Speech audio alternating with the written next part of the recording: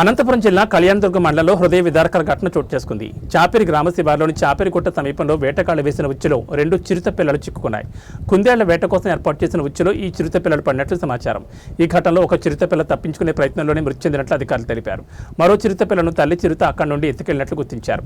తీవ్రమైన ఎండల కారణంగా త్రాగునీటి కోసం వచ్చిన సమయంలో ఈ ప్రమాదం జరిగి ఉండొచ్చని భావిస్తున్నారు.